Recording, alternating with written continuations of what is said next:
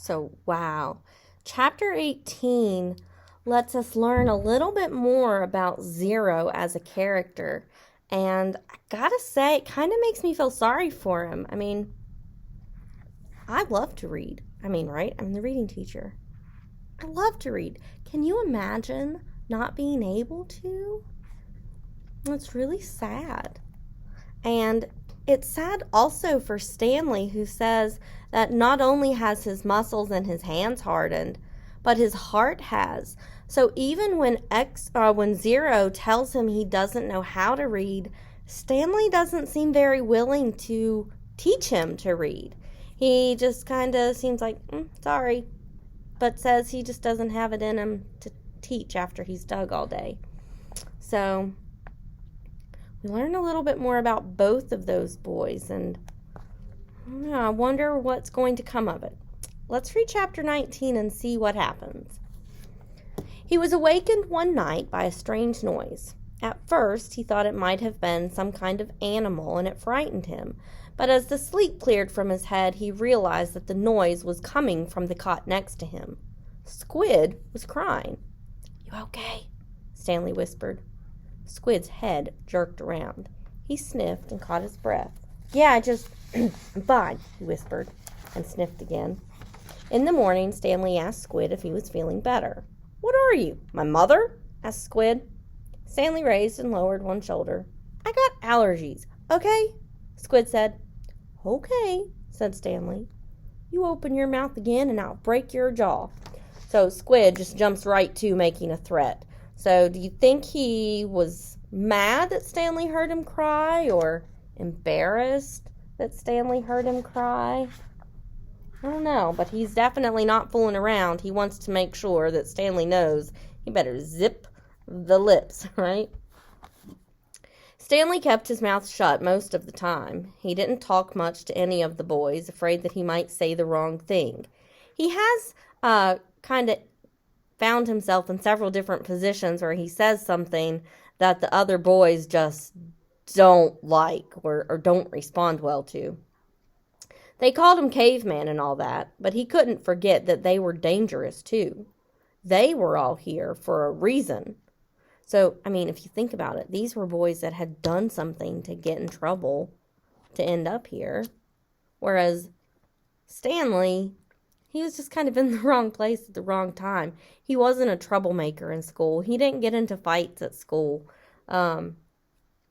He's not necessarily as dangerous as what the other boys are. Although, we don't know what the other boys are there for either. Maybe they were in the wrong place at the wrong time too. As Mr. Sir would say, this wasn't a Girl Scout camp, if you're keeping track of how many times that phrase is used. Stanley was thankful that there were no racial problems.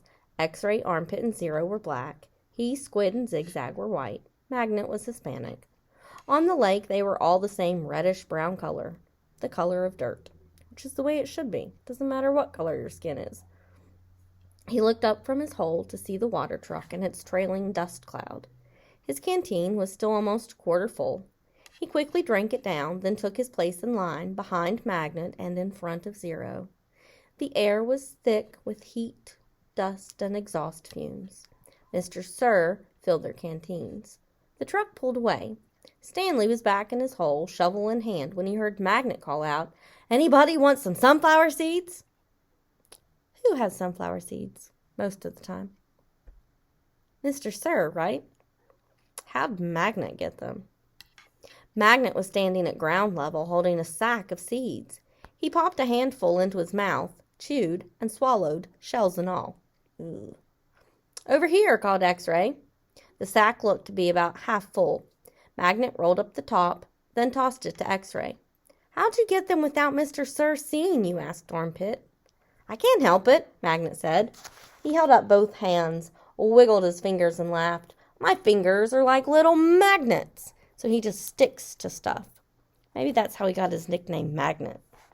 So maybe he's in this juvenile detention for stealing, perhaps? The sack went from X-Ray to Armpit to Squid.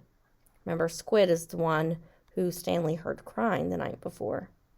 "It's sure good to eat something that doesn't come from a can," said Armpit. Squid tossed the sack to Zigzag. Stanley knew it would come to him next. He didn't even want it. From the moment Magnet shouted, "Anybody want some sunflower seeds?" he knew there would be trouble. Mr. Sir was sure to come back, and anyway, the salted shells would only make him thirsty. "Coming your way, Caveman," said Zigzag. "Airmail and special delivery." It's unclear whether the seeds spilled before they got to Stanley or after he dropped the bag. It seemed to him that Zigzag hadn't rolled up the top before throwing it, and that was the reason he didn't catch it. But it all happened very fast. One moment the sack was flying through the air, and the next thing Stanley knew, the sack was in his hole and the seeds were spilled across the dirt. "Oh, man," said Magnet.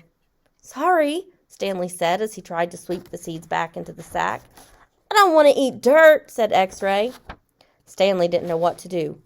"The truck's coming," shouted Zigzag. Stanley looked up at the approaching dust cloud, then back down at the spilled seeds. He was in the wrong place at the wrong time. And whose fault is that? His no good, dirty, rotten, pig stealing great-great-grandfather, right? What else is new? He dug his shovel into the hole and tried to turn over the dirt and bury the seeds. What he should have done, he realized later, was knock one of the piles back into his hole. But the idea of putting dirt into his hole was unthinkable. He couldn't imagine putting dirt back in, knowing he'd have to dig it back out again. "Hello, Mr. Sir," said X-Ray. "Back so soon?" "It seems like you were just here," said Armpit. "Time flies when you're having fun," said Magnet. Stanley continued to turn the dirt over in his hole. "You Girl Scouts having a good time?" There's that phrase again, if you're keeping count, asked Mr. Sir. He moved from one hole to another. He kicked the dirt pile by Magnet's hole, and then he moved toward Stanley. Stanley could see 2 seeds at the bottom of his hole.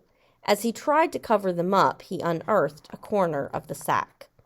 "Well, what do you know, Caveman?" said Mr. Sir, standing over him. "It looks like you found something." Stanley didn't know what to do. "Dig it out," Mr. Sir said. "We'll take it to the warden.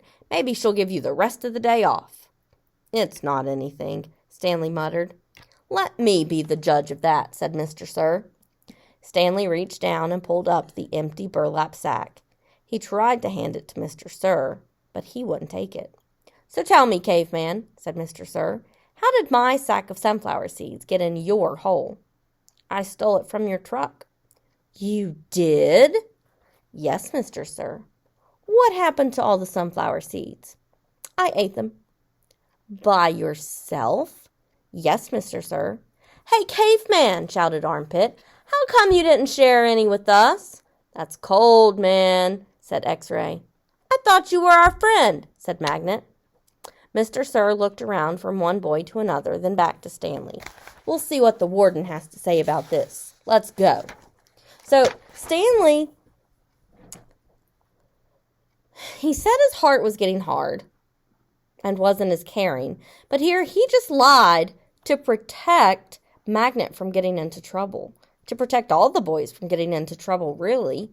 Why do you think he did that?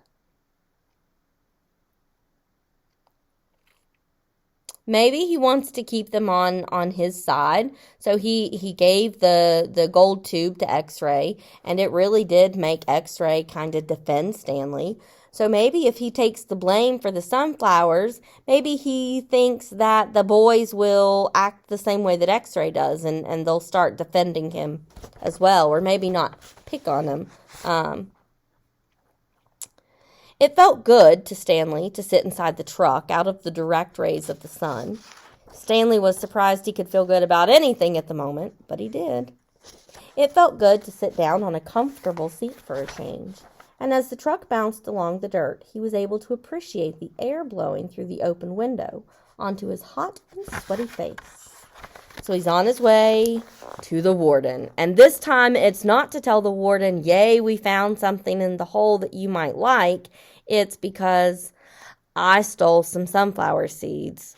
Even though he's not the one that stole the sunflower seeds, he's at this camp for being accused of stealing.